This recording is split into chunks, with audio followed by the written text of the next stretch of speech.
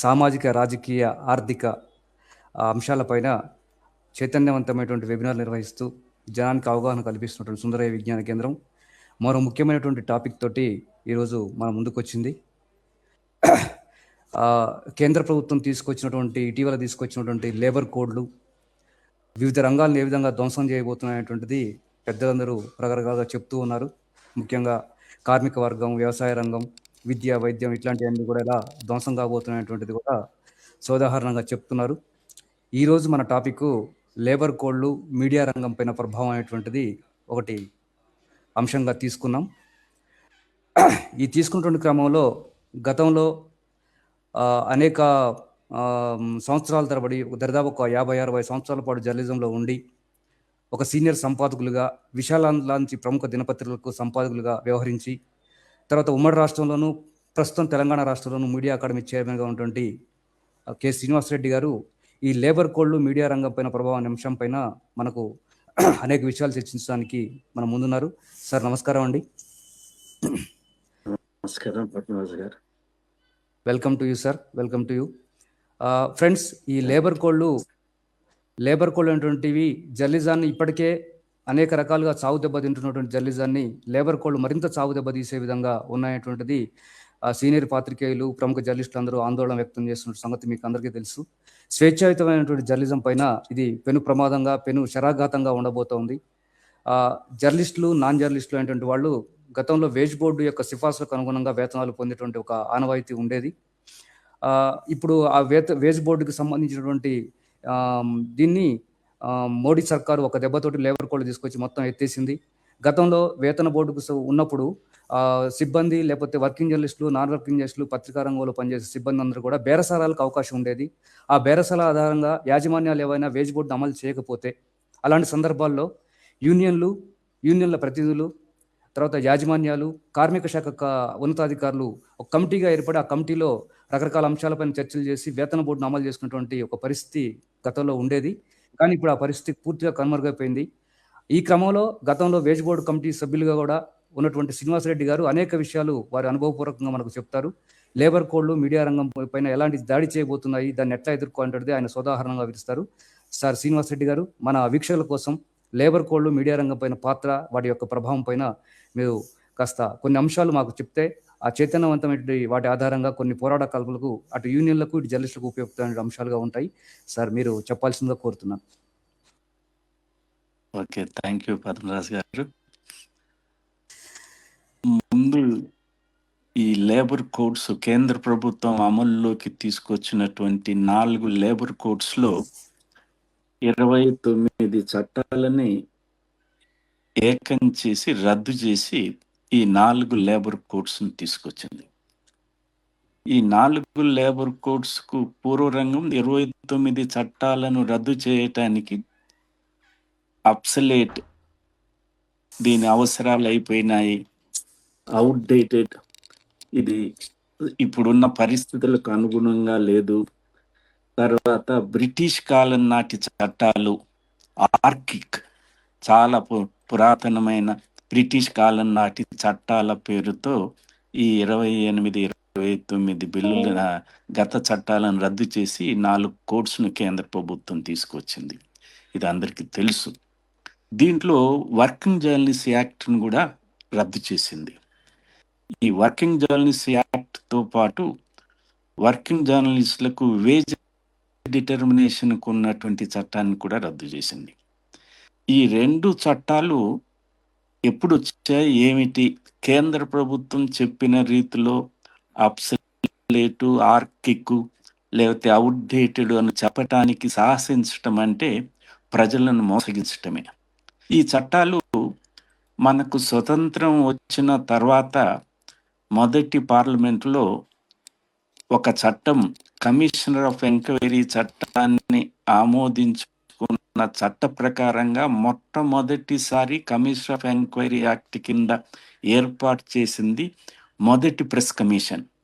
Justice Rajyadhyaksha అని చెప్పి supreme court న్యాయమూర్తి అధ్యక్షతన మొదటి ప్రెస్ కమిషన్ మొదటి పార్లమెంటు స్వతంత్రం రాగానే ఏర్పాటు చేసినటువంటి కమిషన్ సిఫారసుల ఆధారంగా వర్కింగ్ జర్నలిస్టులకు సంబంధించి న్యూస్ పేపర్ ఇండస్ట్రీకి సంబంధించి ఈ చట్టాలు వచ్చాయి 1955లో. ఆ తర్వాత 60స్లో ఈ వేజ్ చట్టం వచ్చింది. ఇవి ఆర్కిక్ ఎలా అవుతాయో తెలియదు, ఇవి అవుట్డేటెడ్ ఎలా అవుతాయో తెలియదు. ఇది అవసరాలకు అనుగుణంగా లేవని చెప్పటంలో అర్థం లేని పని. దీంట్లో కానవచ్చేది ఏమిటంటే, ఇది ప్రైవేట్ సెక్టరు. భారతదేశంలో కానీ ఎక్కడ కానీ మీడియా ఇండస్ట్రీ అనేది ప్రైవేట్ సెక్టర్. భారతదేశంలో ప్రైవేట్ సెక్టర్కు, పబ్లిక్ సెక్టర్కు, గవర్నమెంట్ సెక్టర్కు డిఫరెంట్ వేజెస్కు సంబంధించి డిఫరెంట్ చట్టాలు ఉన్నాయి. కేంద్ర ప్రభుత్వపు ఉద్యోగులకు కేంద్ర ప్రభుత్వ చట్టాలు ఉన్నాయి. రాష్ట్ర ప్రభుత్వ ఉద్యోగులకు రాష్ట్ర ప్రభుత్వానికి సంబంధించిన వేతన సవరణ చట్టాలు ఉన్నాయి. పబ్లిక్ సెక్టార్కు సంబంధించి వేరే రకంగా ఆయా రంగాలకు సంబంధించి ఉన్నాయి. ప్రైవేట్ రంగానికి సంబంధించి ఇండస్ట్రియల్ డిస్ప్యూట్ యాక్ట్ ఉంటుంది. ఇది ఏ సెక్టర్లో ఉన్నా కూడా ప్రైవేట్ రంగంలో ఇది వర్తిస్తుంది. కానీ ఈ ప్రైవేట్ రంగంలో ఉన్నటువంటి మీడియా ఇండస్ట్రీకి ప్రత్యేకమైన చట్టాన్ని సుదీర్ఘంగా చర్చించి పార్లమెంట్ ఆమోదించింది. అది దేని ఆధారంగా? మొదటి ప్రెస్ కమిషన్ 10 మంది సభ్యులు, చాలా ప్రముఖులు, జాకీర్ హుస్సేన్ లాంటి, ఆనాడు జాకీర్ హుస్సేన్ అలీగఢ్ ముస్లిం యూనివర్సిటీ వైస్ ఛాన్సలర్ ఉంటే అలాంటి వైస్ ఛాన్సలర్ని 2 సభ్యులుగా వేశారు. పార్లమెంట్ సభ్యులు ఉన్నారు, industries news paper industry proprietors ఉన్నారు, ఎకానమిస్టులు ఉన్నారు 10 మంది. మన జర్నలిస్టు తరఫున డైన్ ఆఫ్ ఇండియన్ జర్నలిజంకి ప్రతీకగా ఉన్నటువంటి ఎం చలపతిరావు గారు, మణికొండ చలపతిరావు గారు ఇందులో సభ్యులుగా ఉన్నారు ప్రెస్ కమిషన్లో, మొదటి ప్రెస్ కమిషన్లో. దానిని ఈ చేసిన సిఫారసుల ఆధారంగా అది చేసిన సిఫారసులో ఒకటి, న్యూస్ పేపర్ ఇండస్ట్రీ స్వాతంత్రం ముందు స్వాతంత్రం కొరకు పోరాడి ఒకటే ధ్యేయము, ఒక మిషన్గా పనిచేసినటువంటి న్యూస్ పేపర్లు ఇవాళ స్వతంత్రం తర్వాత, మన సొంత పరిపాలన తర్వాత ఇవాళ ఇండస్ట్రీగా మారబోతున్నాయి. కాబట్టి ఇండస్ట్రీలో మీడియా ఇండస్ట్రీ, దీన్నే 4th ఎస్టేట్గా భావించుకుంటున్నాము. స్వాతంత్ర కాలంలో 4th ఎస్టేటు స్వతంత్రానికి ప్రోత్సహించిన తీరు, ఇచ్చిన మద్దతు, రాసిన వార్తలు మన స్వాతంత్రాన్ని సంపాదించుకోవటానికి దోహదపడ్డాయన్న భావంతోనే 4th ఎస్టేట్గా ప్రెస్ కౌన్సిల్ని మంచి చెడు నిర్ణయించడానికి మీడియా మీద కంట్రోలు ప్రభుత్వానికి ఉండకూడదు, స్వీయ కంట్రోలే ఉండాలి. కాబట్టి సుప్రీంకోర్టు న్యాయమూర్తి చైర్మన్గా 21 మంది సభ్యులతో ప్రెస్ కౌన్సిల్ ఆఫ్ ఇండియా ఏర్పాటు చేశారు ఆ సిఫారసుల ఆధారంగానే. ఆ తర్వాత news papers registrar of news papers అని RNI అని మొన్నటి వరకు ఉండేది.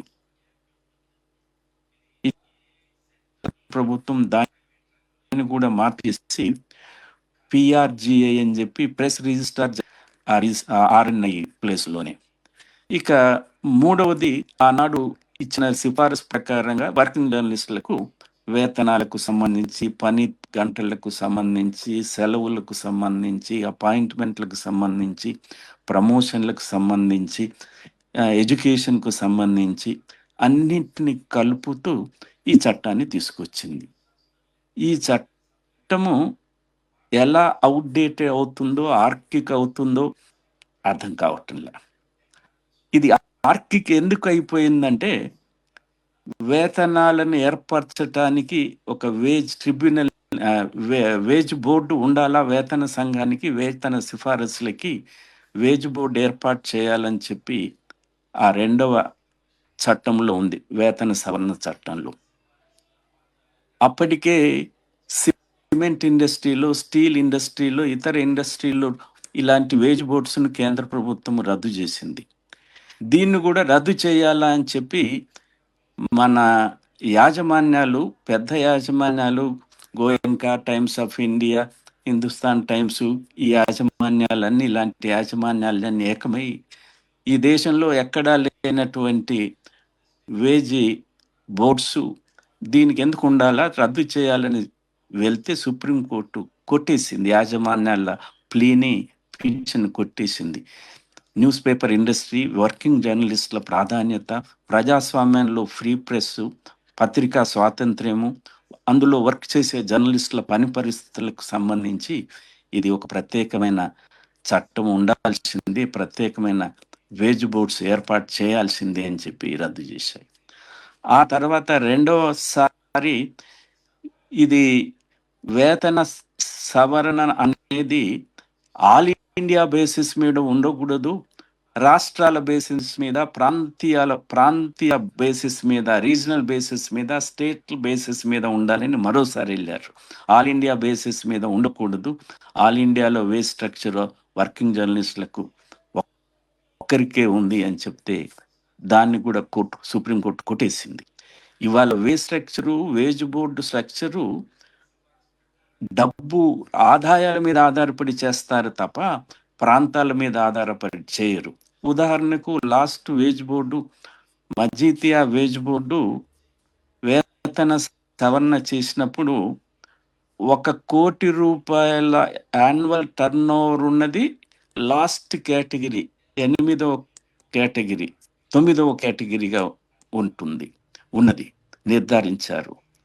First category class 1 news paper అంటే 1000 కోట్లకు పైన ఉన్నదాన్ని నిర్ణయించారు.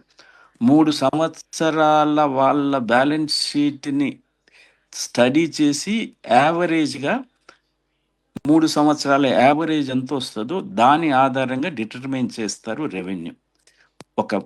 ఒక సైంటిఫిక్ బేసిస్ మీద ఏర్పాటు చేసినటువంటిది ఇది.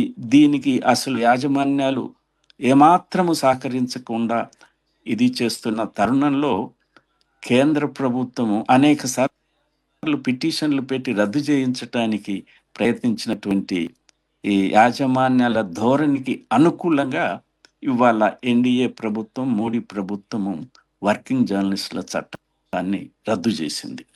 ఓకే, 29 చట్టాలలో ఇది ఒకటి అనుకుందాము. అలా అనుకోవటానికి వీళ్ళే. ఎందుకంటే ఈ దేశంలో 4th ఎస్టేట్ ప్రపంచంలో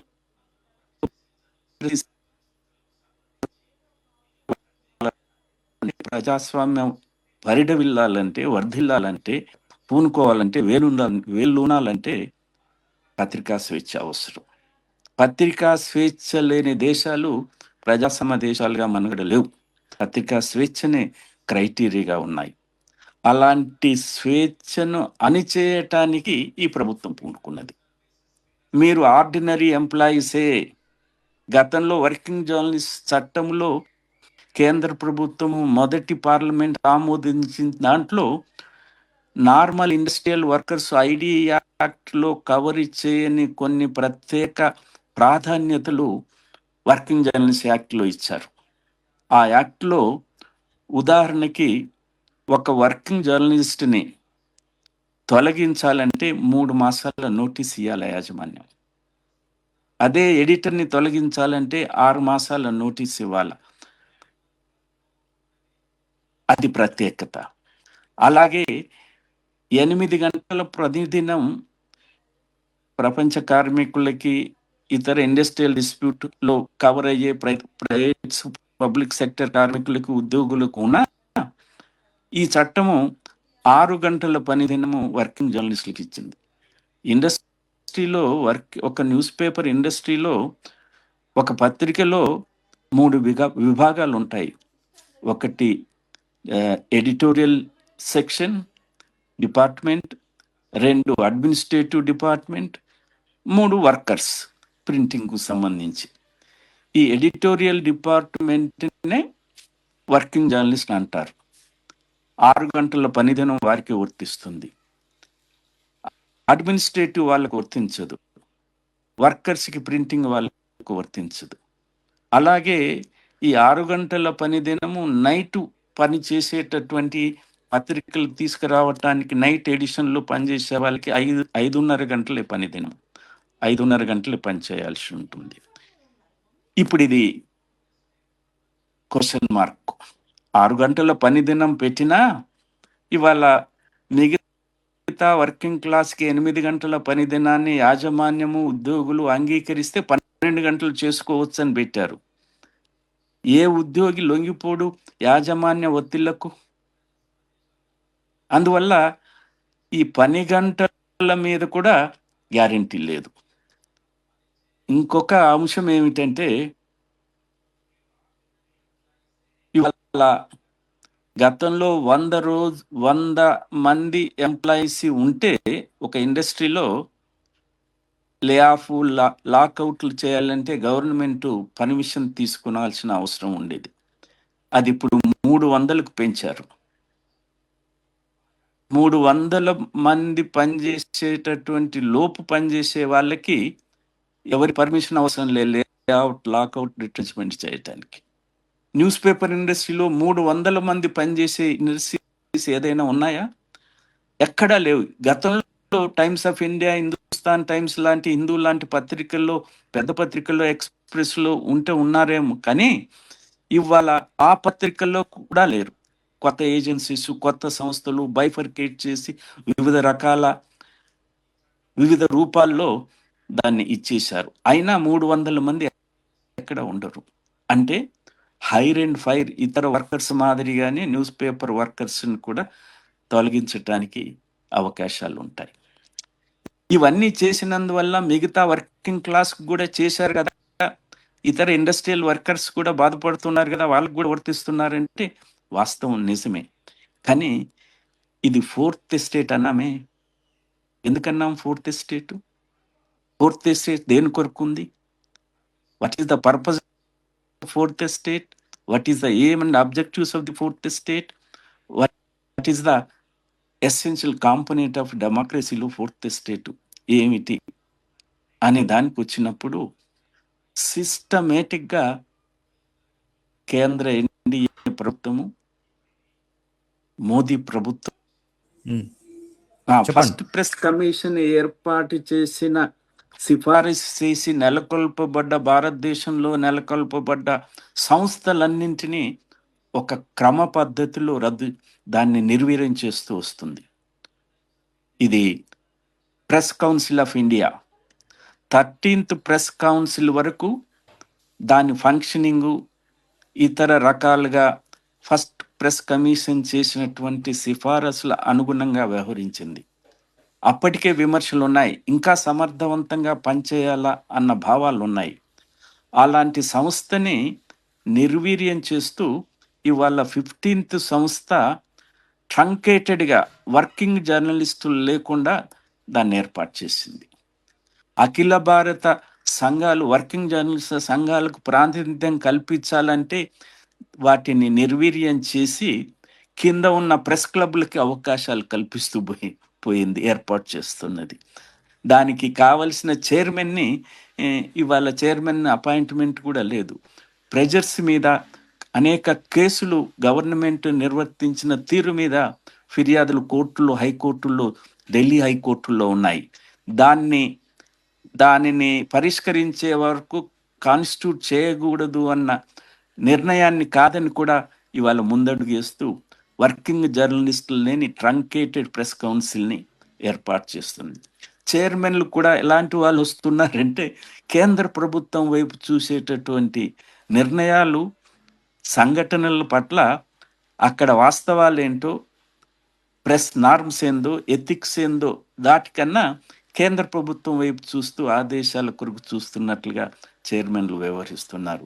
అంటే ప్రెస్ కౌన్సిల్ ఆఫ్ ఇండియాని నిర్వీర్యం చేశారు. అట్లాగే ప్రెస్ ఎక్విటేషన్ కమిటీస్ని కూడా, సెంట్రల్ ప్రెస్ ఎక్విటేషన్ కమిటీస్ని కూడా నిర్వీర్యం చేశారు. ఇక 3 మిగిలిందల్లా ఇవాళ వర్కింగ్ జర్నలిస్టులకి ఆర్డినరీ కార్మికులుగా, ఉద్యోగులుగా చేస్తే తప్ప ఇంకా ఈ వ్యవస్థను నిర్వీర్యం చేయలేమన్న భావానికి వచ్చి ఆ చట్టాలను కూడా రద్దు చేశారు. ఆ చట్టాల వల్ల ప్రయోజనం పొందేది కార్పొరేట్ మీడియా యజమానులు.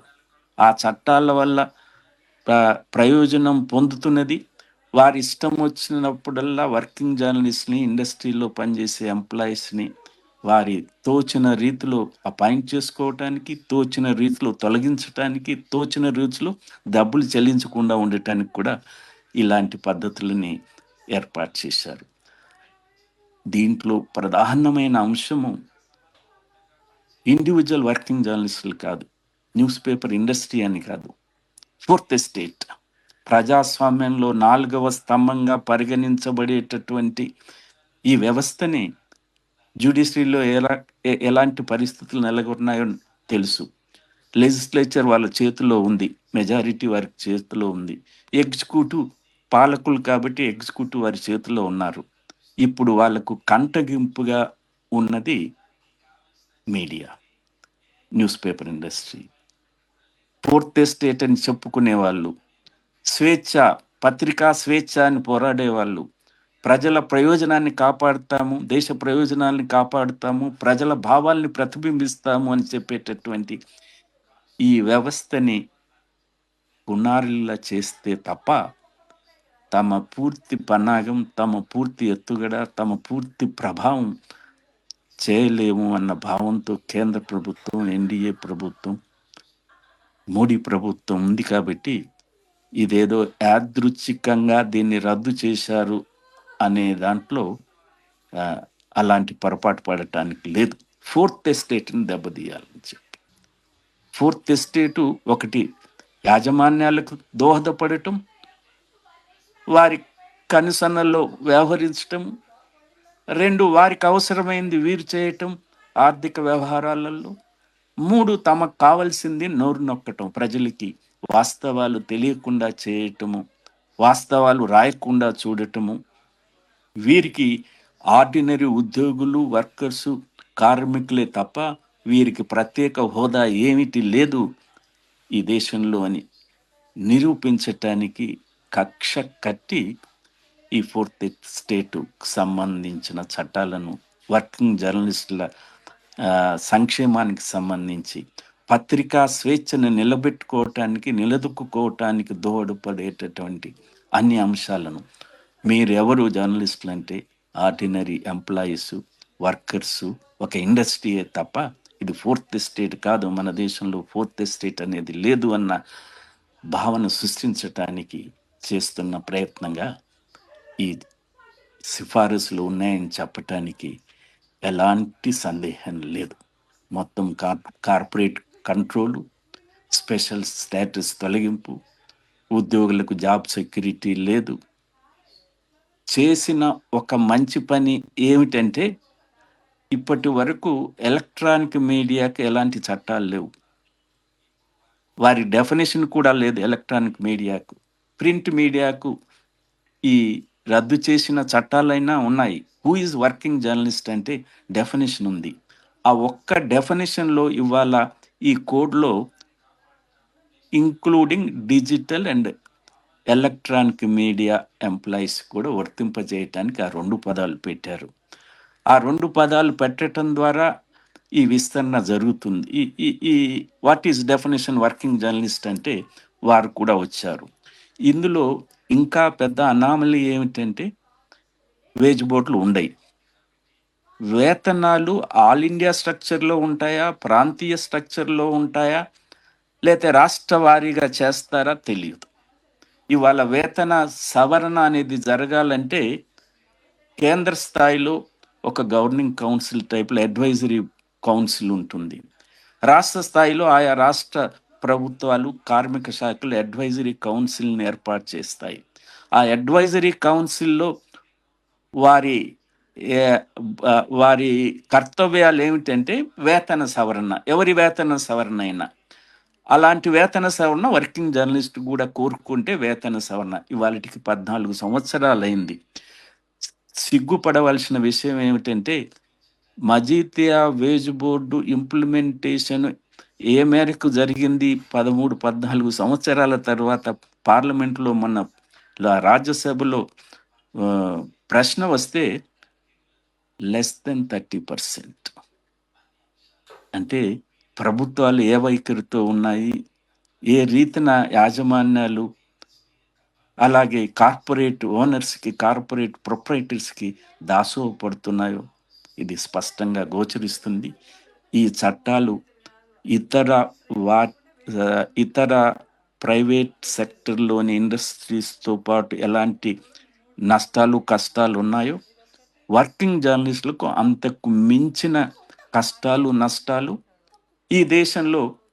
మీ వర్కర్స్ అంతా ఒకటే, no fourth estate, no media speciality, no జర్నలిస్ట్కి వేరే హక్కులు ఏమి లేవు, ఆర్డినరీ వర్కర్ మాదిరిగానే మీరు ఉండాలని చెప్పి ఈ చట్టాలు తీసుకొచ్చాయని చెప్పి నేను భావిస్తున్నాను. అంటే యాజ్ ఏ జర్నలిస్ట్ గా చాలా మంది దగ్గర నుంచి వచ్చినటువంటి ప్రశ్న ఇది. మిగతా వర్కర్స్ అందరూ 8 గంటలు పని చేస్తున్నప్పుడు వర్కింగ్ జర్నలిస్టులకే 6 గంటల పని విధానం ఎందుకు అని చెప్పేసి పదే పదే కొంతమంది క్వశ్చన్ చేస్తుంటారు. దానికి మనం ఏం చెప్పొచ్చు? నేచర్ ఆఫ్ వర్క్ మన nature of work entirely different. The మిగతా నేచర్ ఆఫ్ వర్క్ సైంటిస్టులకు సంబంధించి ఎంటైర్లీ డిఫరెంట్, మనకు సంబంధించి ఎంటైర్లీ డిఫరెంట్. మేధో శక్తితో పనిచేయాల్సిన ఈ వర్గము అని గుర్తించింది. రెండవది, ఉదాహరణకి వర్కింగ్ జర్నలిస్టుల్లో డెస్క్లో ఉన్న వాళ్ళు ఈ వెసులుబాటు ఉంటుంది, 6 గంటల పని దినము, 5.5 గంటల పని దినము. వేరేజ్ రిపోర్టర్స్కి అది లేదు. రిపోర్టర్కి ఒక బ్యూరో నుంచి ఒక రిపోర్టర్కి ఒక అసైన్మెంట్ చేసి ఆ అసైన్మెంట్ ఉదయం 11 గంటలకి అసైన్మెంట్ పూర్తి, అది ఒక కవర్ చేసే ఒక మీటింగ్ అనుకోండి, ఆ 11 గంటలకు కాదు, అది 3 గంటలకు 5 గంటలకైనా ఆ అసైన్మెంట్ను పూర్తి చేసే ఆ రిపోర్టర్ వెళ్ళాలి, ఆ ఫోటోగ్రాఫర్ వెళ్ళాలా, ఆ వీడియోగ్రాఫర్ వెళ్ళాలి. బయట తిరిగే వాళ్ళకి అది వర్తించదు. ఇది ఫస్ట్ అసైన్మెంట్ పూర్తి చేసి, ఉదాహరణకు 11 గంటలకి ఫస్ట్ అసైన్మెంట్, ఆ రిపోర్టరీ పని గంటలు అప్పటి నుంచి మొదలవుతాయి. 6 గంటల లోపు పూర్తి అయితే ఇంకొక అసైన్మెంట్ ఇవ్వటానికి అవకాశం ఉంటుంది. 6 గంటలు దాటితే ఇవ్వటానికి అవకాశం లేదు. కానీ మొదటి అసైన్మెంట్ 8 గంటలు తీసుకున్నా 9 గంటలు తీసుకున్నా ఈ should attend and report it.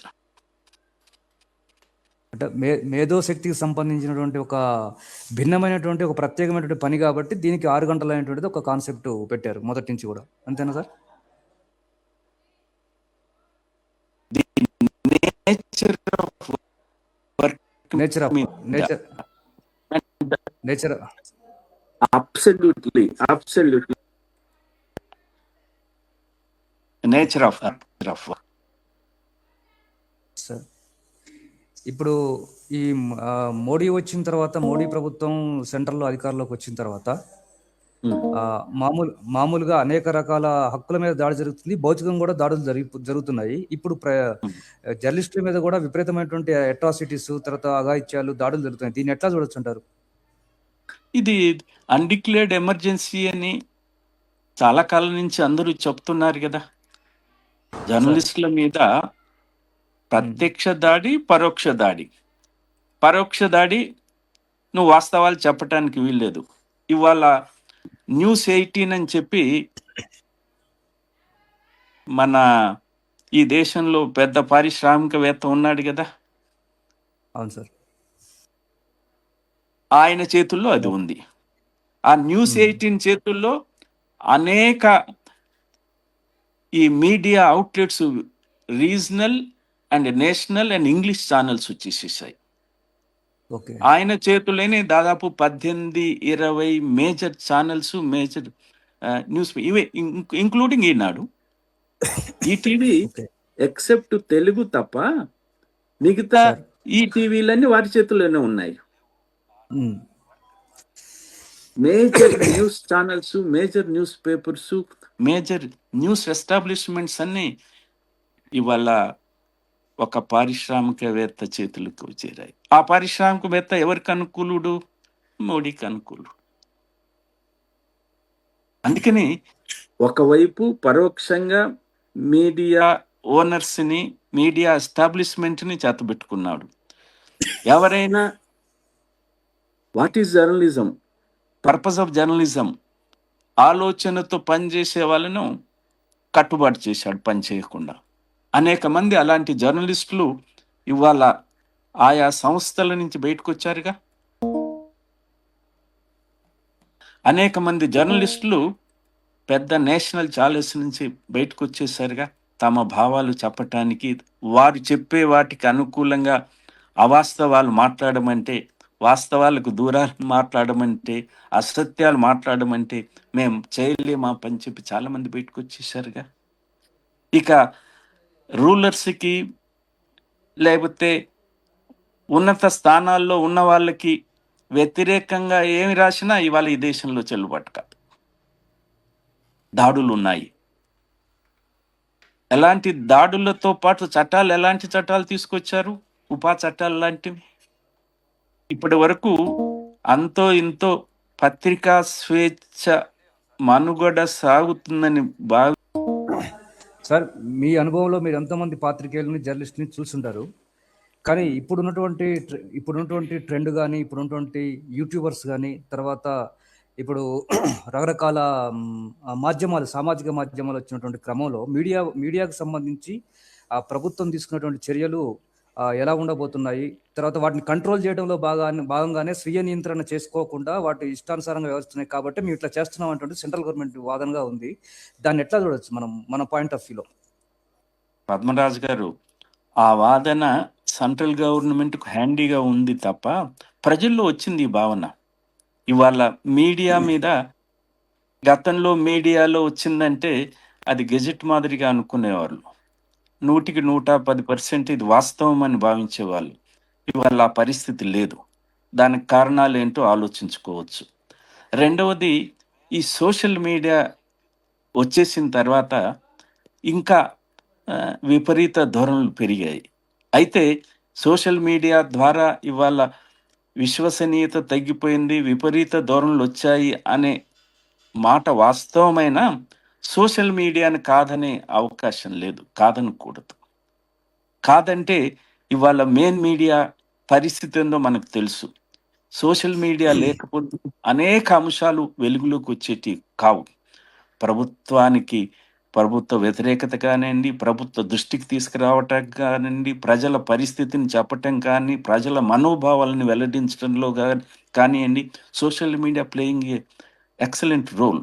But equally ఈ మీడియాలో ఒక చెడు ధోరణులు, వ్యక్తి ప్రతిష్టను, సంస్థ ప్రతిష్టను, మహిళల ప్రతిష్టను, మహిళల మీద ఈ నోటికొచ్చినట్లు దుర్భాషలు, బూతులు, ఈ భాషలు, వీటి మీద ఏవగింపు ఉంది. అయితే అందరూ చేస్తున్నారంటే కాదు, కానీ వీరి ప్రభావం ప్రజల్లోకి పోయింది.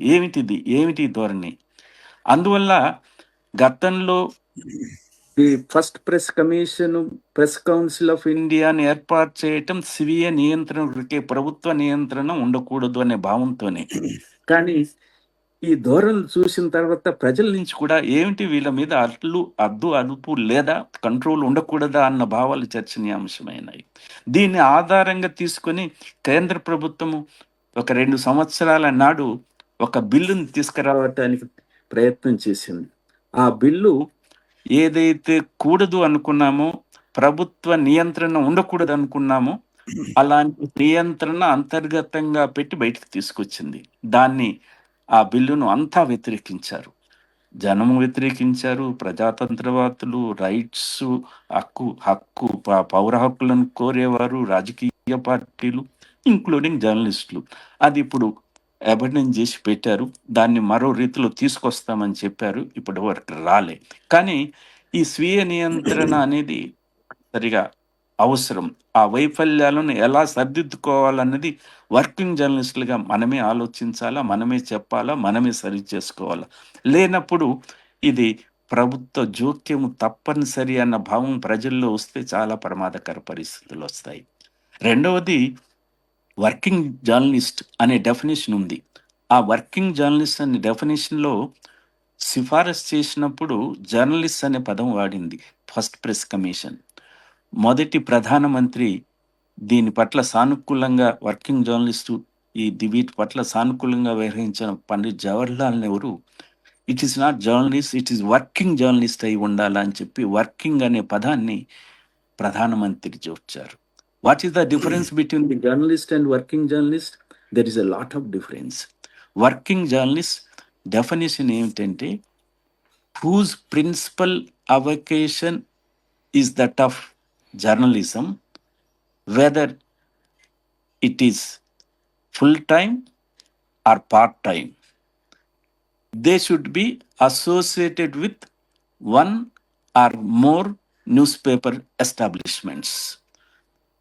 అంటే దాని అర్థము వర్కింగ్ జర్నలిస్ట్ అనేవాడికి నిర్వచనము, వర్కింగ్ జర్నలిస్ట్ అనేవాడికి పూర్తి ఫుల్ టైం జర్నలిస్ట్ అయినా ఉండాలా, పార్ట్ టైమర్ అయినా పర్వాలేదు. Full timer or part timer ఈ వృత్తి మీద ఆధారపడాలా. ఆ ఆధారపడిన వాడు ఒక న్యూస్ పేపర్ ఎస్టాబ్లిష్మెంట్తో, అంటే ఒక సంస్థతో, ఒకటి లేదా మరిన్ని సంస్థలు, బహుళ సంస్థలతో కూడా అసోసియేట్ అయి ఉండాలి. అసోసియేషన్ ఎట్లాగా? ఎంప్లాయర్ రిలేషన్షిప్ ఉండాలి. అప్పుడే ఆయన వర్కింగ్ జర్నలిస్ట్ అవుతాడు. జర్నలిస్టులని ఎవరైనా చెప్పుకోవచ్చు. మీరెవరు అంటే నేను సోషల్ వర్కర్ని అంటాడు.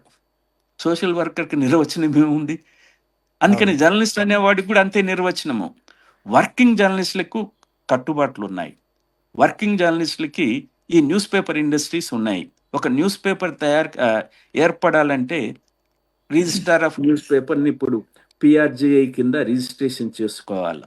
రిజిస్ట్రేషన్ చేసుకున్నప్పుడు దాని నియమ నిబంధనలు, మంచి చెడ్డలు ఉన్నాయి. అట్లాగే ఎలక్ట్రానిక్ మీడియా ఛానల్స్ నడపాలన్నప్పుడు కేంద్ర ప్రభుత్వానికి సంబంధించిన ఇన్ఫర్మేషన్ బ్రాడ్కాస్టింగ్ మినిస్ట్రీ లైసెన్స్ పొందాల. వారి నియమ నిబంధనలు ఉన్నాయి. మరి జర్నలిస్ట్ అనుకునేవాడికి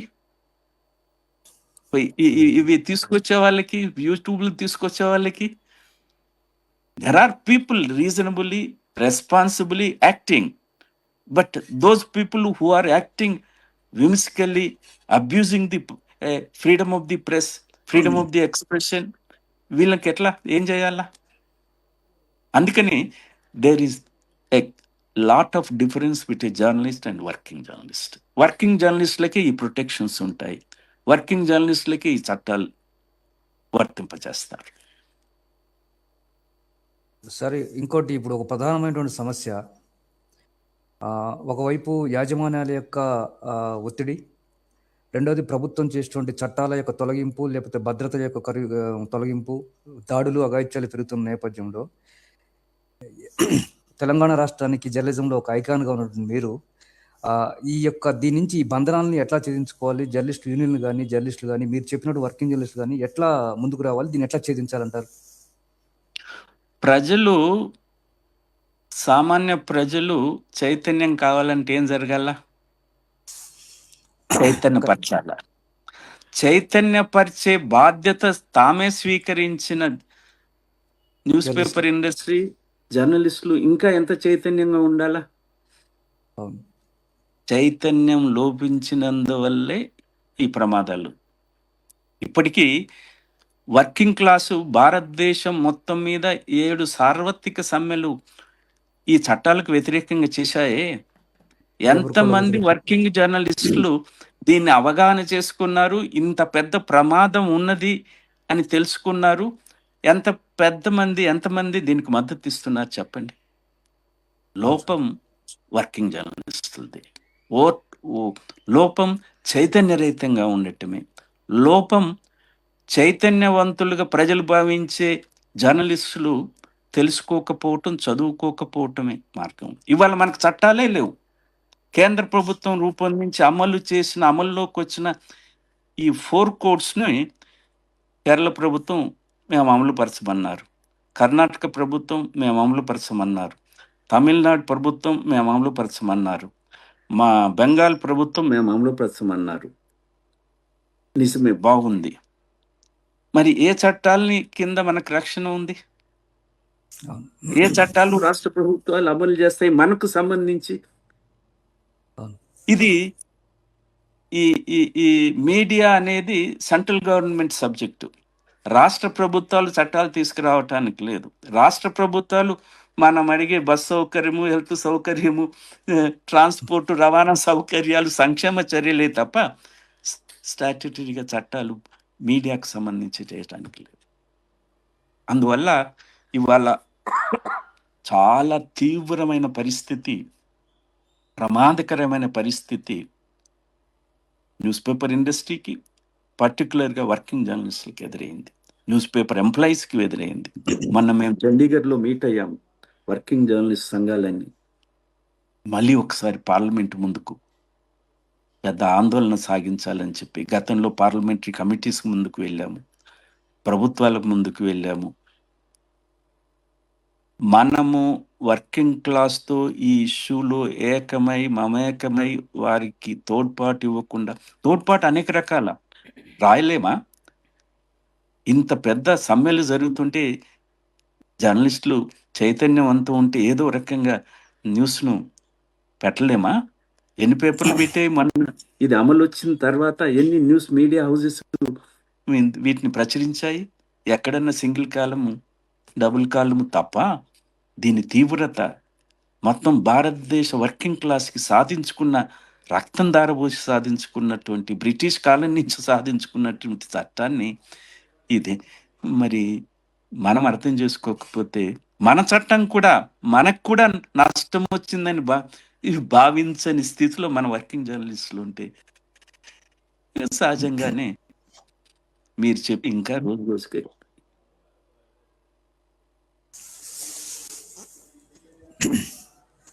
రజిత గారు, మేడం రజిత గారు, ఒక్క నిమిషం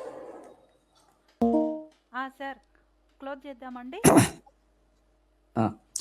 అనేక లేబర్ కోడ్లకు సంబంధించి అనేక లోటుపాట్లని తర్వాత గుట్టును మొత్తం విప్పి చెప్పారు శ్రీనివాసరెడ్డి గారు. ముఖ్యంగా వర్కింగ్ జర్నలిస్టులు అనేటువంటి వాళ్ళ మీద ఎంత ఎదురుదాడి జరుగుతోంది, కేంద్ర ప్రభుత్వం తీసుకుపోయే చర్యలు ఎలా ఉండబోతున్నాయి, దానివల్ల వచ్చే ప్రమాద సంకేతాలు ఏంటనేటువంటిది సోదాహరణంగా వివరించారు.